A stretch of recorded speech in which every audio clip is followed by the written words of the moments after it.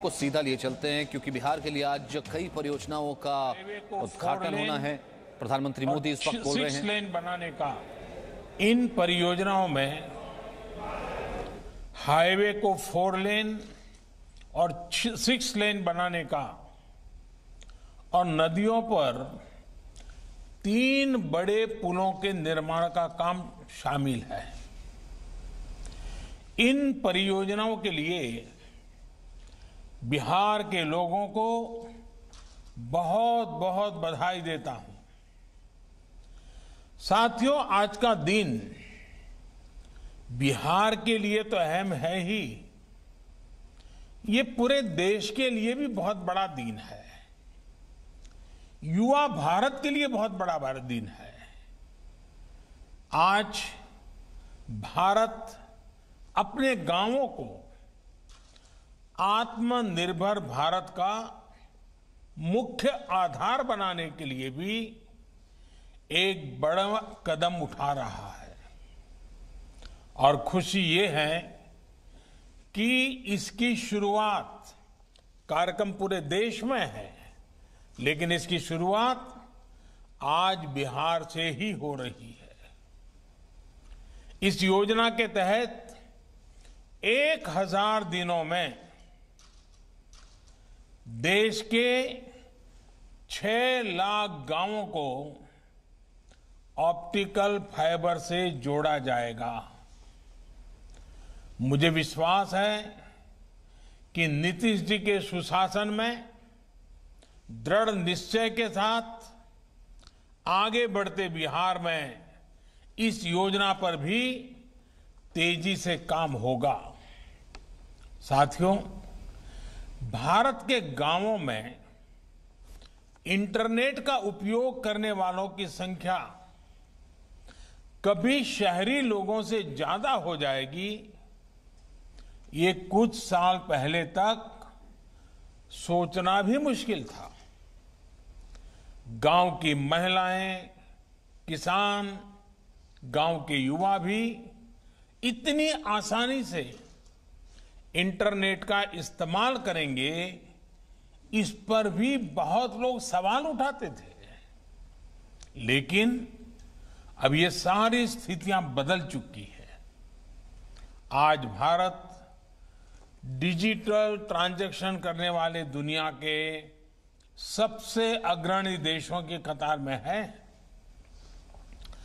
अगस्त के ही आंकड़ों को देखें, सिर्फ अगस्त के, तो इस दौरान लगभग 3 लाख करोड़ रुपए का लेन देन यूपीआई के माध्यम से हुआ, मोबाइल फोन के माध्यम से हुआ। कोरोना के इस समय में डिजिटल भारत अभियान ने देश के सामान्य जन की बहुत मदद की है। साथियों, इंटरनेट का इस्तेमाल बढ़ने के साथ साथ अब ये भी जरूरी है कि देश के गांवों में अच्छी क्वालिटी, तेज रफ्तार वाला इंटरनेट भी हो। सरकार के प्रयासों की वजह से देश की करीब 1.5 लाख पंचायतों तक फाइबर ऑप्टिकल फाइबर पहले ही पहुंच चुका है। यही नहीं, बीते 6 साल में देश भर में 3 लाख से अधिक कॉमन सर्विस सेंटर भी ऑनलाइन जोड़े गए हैं। अब यही कनेक्टिविटी देश के हर गांव तक पहुंचाने के लक्ष्य के साथ देश आगे बढ़ रहा है। जब गांव-गांव में तेज इंटरनेट पहुंचेगा तो गांव में पढ़ाई आसान होगी। गांव के बच्चे, हमारे ग्रामीण युवा भी एक क्लिक पर दुनिया की किताबों तक, तकनीक तक आसानी से पहुंच पाएंगे। यही नहीं, टेली मेडिसिन के माध्यम से अब दूर सुदूर के गांवों में भी सस्ता और प्रभावी इलाज गरीब को घर बैठे ही दिलाना संभव हो पाएगा। आपको मालूम है, पहले अगर रेलवे में कहीं आरक्षण करना होता था तो गांव से शहर जाना पड़ता था, कतार में खड़ा रहना होता था और रेलवे का आरक्षण के लिए हमें जाना पड़ता था। आज कॉमन सर्विस सेंटर में जाकर के अपने ही गांव में आप रेलवे का रिजर्वेशन, कहीं और जाना है तो उसका रिजर्वेशन आसानी से करा सकते। क्यों? इंटरनेट की सुविधा। हमारे किसानों को भी इसका बहुत बड़ा लाभ मिलेगा। इससे किसानों को खेती से जुड़ी हर आधुनिक तकनीक, नई फसलों, नए बीजों, नए तौर तरीकों और बदलते मौसम की जानकारी रियल टाइम में मिलनी संभव हो पाएगी। यही नहीं, अपनी उपज के व्यापार कारोबार को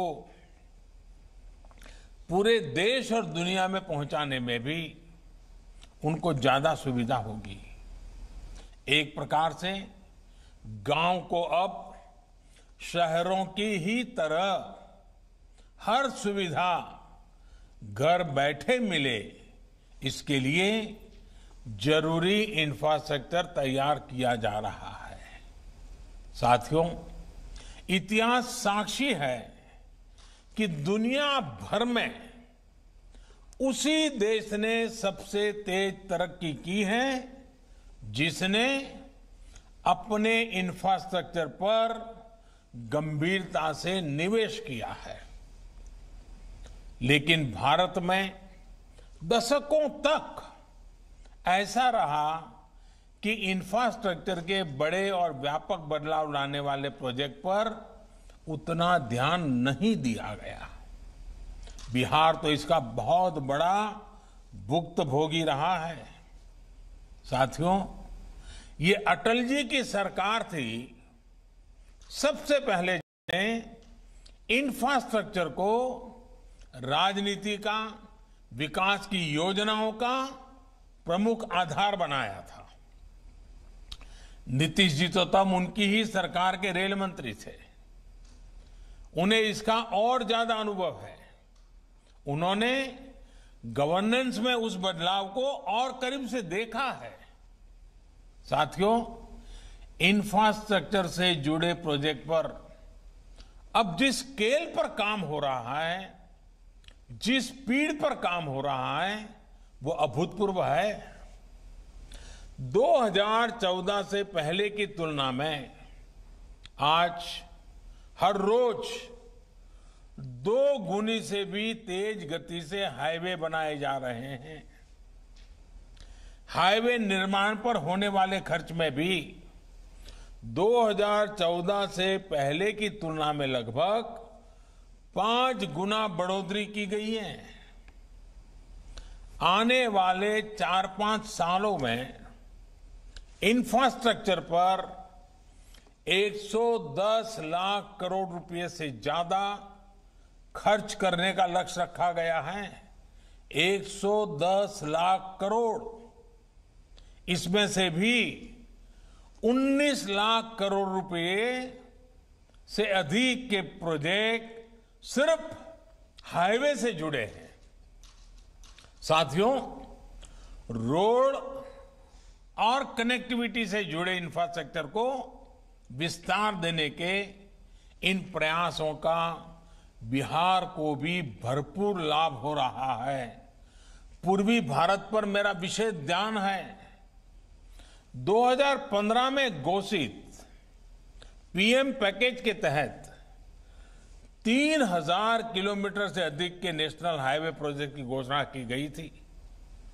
इसके अलावा भारतमाला प्रोजेक्ट के तहत भी लगभग 650 किलोमीटर नेशनल हाईवे का निर्माण किया जा रहा है। आज बिहार में नेशनल हाईवे ग्रिड को गति दी जा रही है। पूर्वी और पश्चिमी बिहार को जोड़ने के लिए 4 लेनिंग के 5 प्रोजेक्ट्स, उत्तरी भारत को दक्षिण भारत से जोड़ने के लिए 6 प्रोजेक्ट्स पर काम चल रहा है। आज भी जिन हाईवे चौड़ीकरण के प्रोजेक्ट्स का शिलान्यास किया गया है, उनसे बिहार के तमाम बड़े शहरों का सड़क संपर्क और मजबूत होने वाला है। साथियों, बिहार की कनेक्टिविटी में सबसे बड़ी बाधा बड़ी नदियों के चलते रही है। यही कारण है कि जब पीएम पैकेज की घोषणा हो रही थी तो पुलों के निर्माण पर विशेष ध्यान दिया गया था।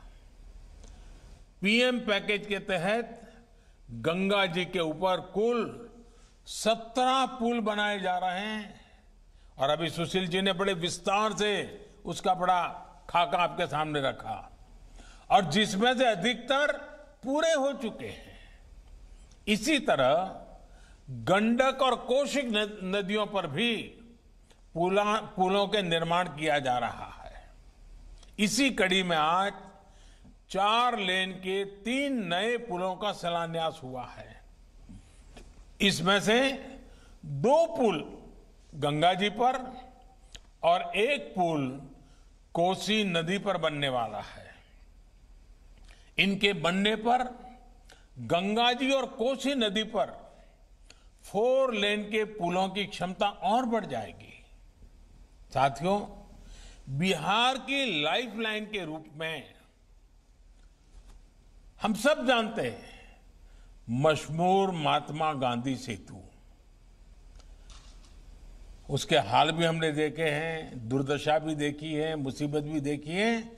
आज नए रंग रूप में वो सेवाएं दे रहा है, लेकिन बढ़ती आबादी और भविष्य की जरूरतों को देखते हुए अब महात्मा गांधी सेतु के समांतर 4 लेन का नया पुल बनाया जा रहा है।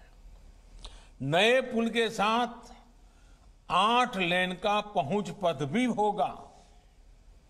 इसी तरह गंगा नदी पर ही विक्रमशिला सेतु के समांतर बनने वाले नए पुल और कोसी नदी पर बनने वाले पुल से बिहार की कनेक्टिविटी और सुधरेगी।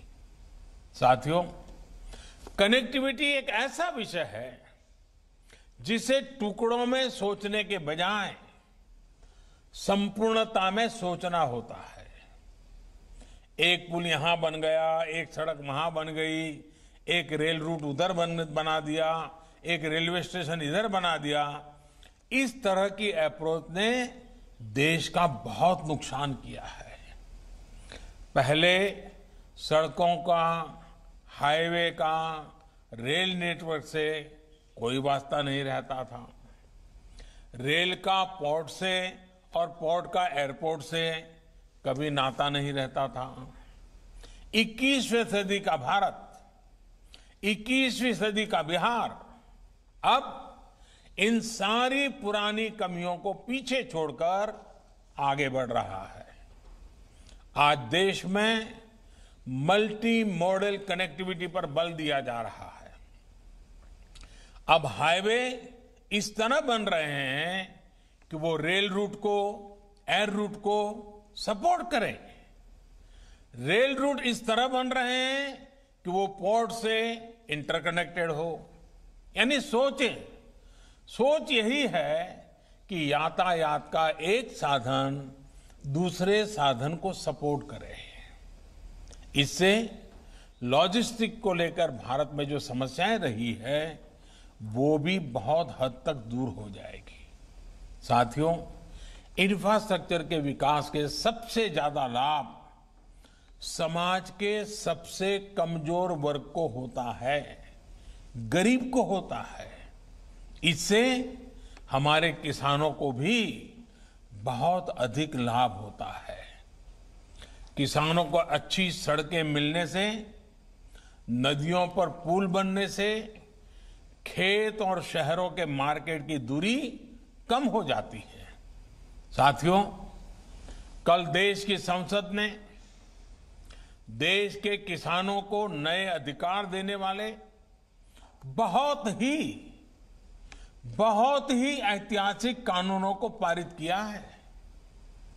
ये देश के लोगों को, देश के किसानों को, मैं आज जब बिहार के लोगों से बात कर रहा हूं उस समय पूरे हिंदुस्तान के किसानों को भी और भारत के उज्जवल भविष्य के लिए जो आशावान लोग हैं उन सब के लिए भी बहुत बहुत बधाई देता हूं। ये सुधार 21वीं सदी के भारत की जरूरत है। साथियों, हमारे देश में अब तक उपज और बिक्री की जो व्यवस्था चली आ रही थी, जो कानून थे, उसने किसानों के हाथ पांव बांधे हुए थे। इन कानूनों की आड़ में देश में ऐसे ताकतवर गिरोह पैदा हो गए थे जो किसानों की मजबूरी का फायदा उठा रहे थे। आखिर ये कब तक चलता रहता? और इसलिए इस व्यवस्था में बदलाव करना आवश्यक था और ये बदलाव हमारी सरकार ने करके दिखाया है। नए कृषि सुधारों ने देश के हर किसान को ये आजादी दी है कि वो किसी को भी कहीं पर भी अपनी फसल, अपने फल सब्जियां अपनी शर्तों पर बेच सकता है। अब उसे अपने क्षेत्र की मंडी के अलावा भी कई और विकल्प मिल गए हैं। अब उसे अगर मंडी में ज्यादा लाभ मिलेगा तो वहां मंडी में जाकर अपनी फसल बेचेगा। मंडी के अलावा कहीं और से ज्यादा पैसा मिलता है, ज्यादा लाभ मिलता है तो वहां जाकर के बेचेगा। उसकी सारे बंधनों से मुक्ति दिलाने के कारण ये संभव होगा। अब सवाल ये कि आखिर इससे फर्क क्या पड़ेगा, आखिर इससे किसान को क्या फायदा होगा, आखिर ये फैसला किस तरह किसानों की आर्थिक स्थिति को बदलने में बहुत मददगार साबित होगा। इन सवालों का जवाब भी अब ग्राउंड रिपोर्ट से ही मिल रहा है। किसानों को मिली इस आजादी के कई लाभ दिखाई देने शुरू भी हो गए हैं, क्योंकि इसका अध्यादेश कुछ महीने पहले निकाला गया था। ऐसे प्रदेश जहां पर आलू बहुत होता है, वहां से रिपोर्ट्स है कि जून जुलाई के दौरान थोक खरीदारों ने किसानों को अधिक भाव देकर सीधे कोल्ड स्टोरेज से ही आलू खरीद लिया है। बाहर किसानों को आलू के ज्यादा दाम मिले तो इसकी वजह से जो किसान मंडियों में आलू लेकर पहुंचे थे, आखिर दबाव में आने के कारण, बाहर बड़ा ऊंचा मार्केट होने के कारण मंडी के लोगों को भी किसानों को ज्यादा दाम देना पड़ा।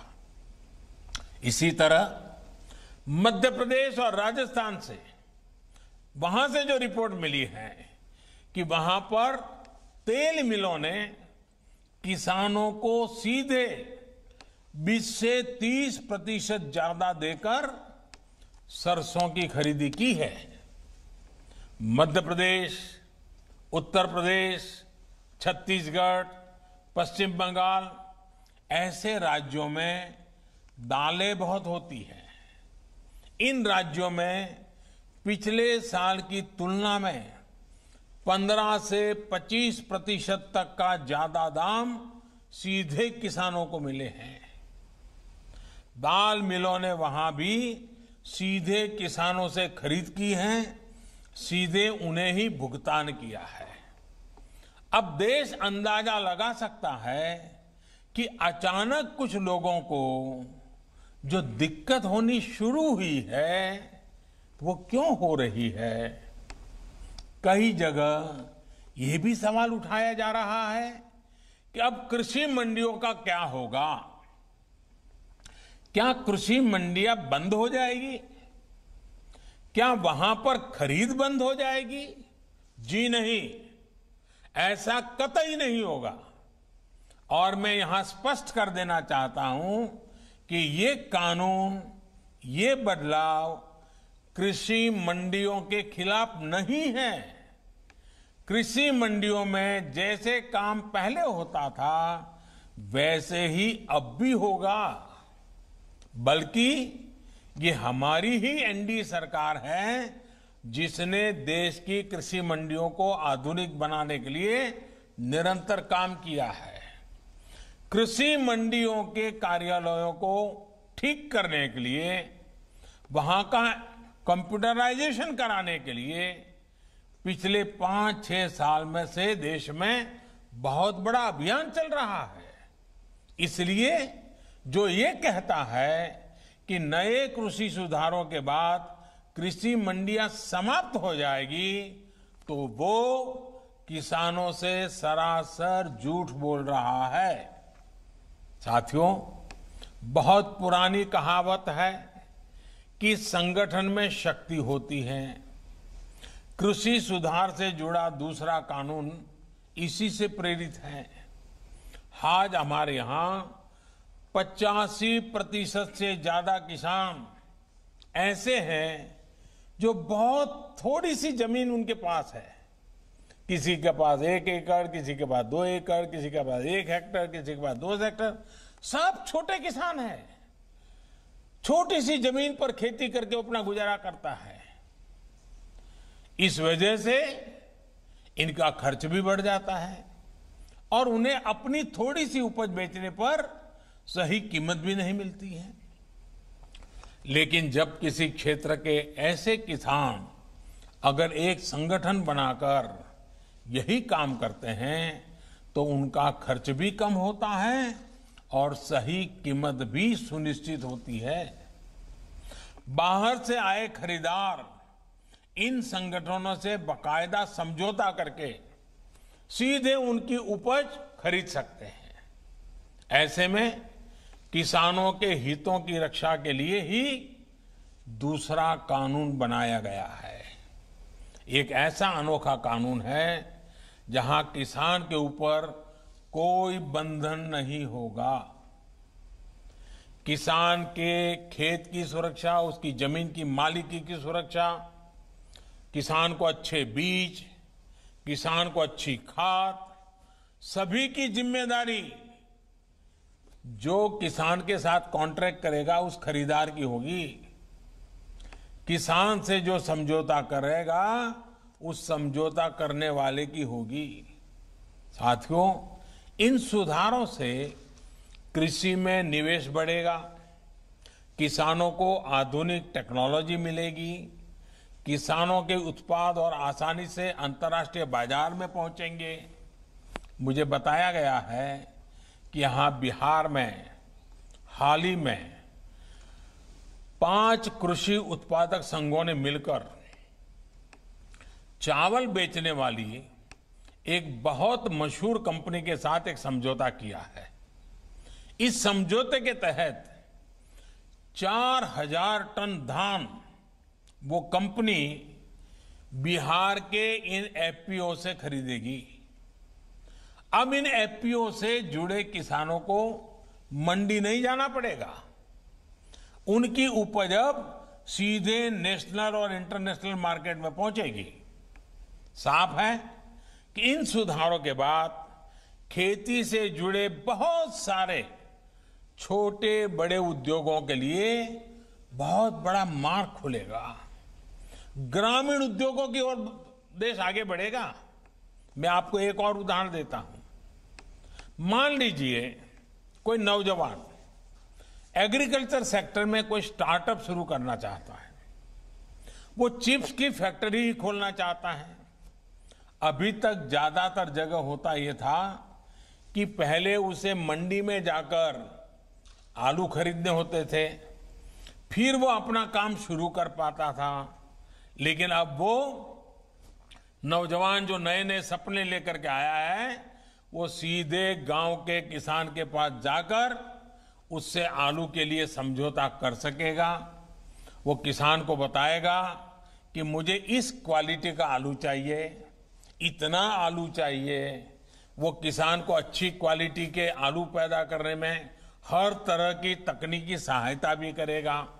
साथियों, इस तरह के समझौतों का एक और पहलू है। आपने ये देखा होगा कि जहां डेयरी होती है वहां आसपास के पशुपालकों को दूध बेचने में आसानी तो होती है। डेयरियां भी पशुपालकों का, उनके पशुओं का ध्यान रखती हैं। पशुओं का सही समय पर टीकाकरण हो, उनके लिए सही तरह के शेड बने, पशुओं को अच्छा आहार मिले, पशु बीमार हो जाए तो उनका डॉक्टर पहुंच जाए। और मैं तो गुजरात में रहा हूं, मैंने देखा है डेयरी कैसे पशुओं को संभालती हैं। बड़ी डेयरी दूध उत्पादक उन तक जाकर के किसानों की मदद करती है। और इन सब के बाद भी ये बड़ी महत्वपूर्ण बात है, ये जो दूध खरीदने का काम है वो तो डेयरी कर लेती है, लेकिन पशु का मालिक तो पशुपालक या किसान ही रहता है। पशु का मालिक कोई और नहीं बनता है। वैसे ही जमीन का मालिक किसान ही रहेगा। ऐसे ही बदलाव अब खेती में भी होने का मार्ग खुल गया है। साथियों, ये भी जग जाहिर रहा है कि कृषि व्यापार करने वाले हमारे साथियों के सामने एसेंशियल कमोडिटी एक्ट के कुछ प्रावधान हमेशा आड़े आते रहे हैं। बदलते हुए समय में इसमें भी बदलाव किया है। दालें, आलू, खाद्य तेल, प्याज जैसी चीजें अब इस एक्ट के दायरे से बाहर कर दी गई है। अब देश के किसान बड़े बड़े स्टोर हाउस में, कोल्ड स्टोरेज में इनका आसानी से भंडारण कर पाएंगे। जब भंडारण से जुड़ी कानूनी दिक्कतें दूर होगी तो हमारे देश में कोल्ड स्टोरेज का भी नेटवर्क और विकसित होगा, उसका और विस्तार होगा। साथियों, कृषि क्षेत्र में इन ऐतिहासिक बदलावों के बाद, इतने बड़े व्यवस्था परिवर्तन के बाद, कुछ लोगों को अपने हाथ से नियंत्रण जाता हुआ दिखाई दे रहा है। इसलिए अब ये लोग एमएसपी पर किसानों को गुमराह करने में जुटे हैं। ये वही लोग हैं जो बरसों तक एमएसपी पर स्वामीनाथन कमेटी की सिफारिशों को अपने पैरों के नीचे दबाकर बैठे रहे। मैं देश के प्रत्येक किसान को इस बात का भरोसा देता हूं कि एमएसपी की व्यवस्था जैसे पहले चलती आ रही थी वैसे ही चलती रहने वाली है। इसी तरह हर सीजन में सरकारी खरीद के लिए जिस तरह अभियान चलाया जाता है वो भी पहले की तरह चलते रहेंगे। साथियों, किसानों को एमएसपी देने और सरकारी खरीद के लिए जितना काम हमारी सरकार ने किया है वो पहले कभी नहीं किया गया। बीते 5 साल में जितनी सरकारी खरीद हुई है और 2014 से पहले के 5 साल में जितनी सरकारी खरीदी हुई है उसके आंकड़े देखोगे तो कौन सच बोल रहा है, कौन किसानों के लिए काम कर रहा है, कौन किसानों के भलाई के लिए काम कर रहा है, इसकी गवाही वहीं से मिल जाएगी। मैं अगर दलहन और तिलहन की ही बात करूं तो पहले की तुलना में दलहन और तिलहन की सरकारी खरीद करीब करीब 24 गुना अधिक हो की गई है, 24 गुना अधिक। इस साल कोरोना संक्रमण के दौरान भी रबी सीजन में किसानों से गेहूं की रिकॉर्ड खरीदी की गई है। इस साल रबी में गेहूं, धान, दलहन और तिलहन को मिलाकर किसानों को 1,13,000 करोड़ रुपए एमएसपी पर दिया गया है। ये राशि भी पिछले साल के मुकाबले 30% से ज्यादा है। यानी कोरोना काल में न सिर्फ रिकॉर्ड सरकारी खरीद हुई, बल्कि किसानों को रिकॉर्ड भुगतान भी किया गया है। साथियों, 21वीं सदी के भारत का यह दायित्व है कि वो देश के किसानों के लिए आधुनिक सोच के साथ नई व्यवस्थाओं का निर्माण करे। देश के किसानों को, देश की खेती को आत्मनिर्भर बनाने के लिए हमारे प्रयास निरंतर जारी रहेंगे और इसमें निश्चित तौर पर कनेक्टिविटी की बड़ी भूमिका तो है ही। अंत में एक बार फिर कनेक्टिविटी के तमाम प्रोजेक्ट्स के लिए बिहार को, देश को बहुत बहुत बधाई देता हूं और मैं फिर एक बार आपसे वही आग्रह करूंगा कि हमें कोरोना से लड़ाई लड़ते रहना है, हमें कोरोना को पराजित करके रहना है। हमने हमारे परिवार के हर सदस्य को कोरोना से बचाना है और इसके लिए जो भी यम नियम तय किए गए हैं उनका हम सब ने पालन करना है। कोई एक उसमें छूटछाट लेता है तो फिर मामला गड़बड़ हो जाता है। हम सब ने पालन करना है। मैं फिर एक बार मेरे बिहार के प्यारे भाइयों बहनों को बहुत बहुत धन्यवाद देता हूं। नमस्कार।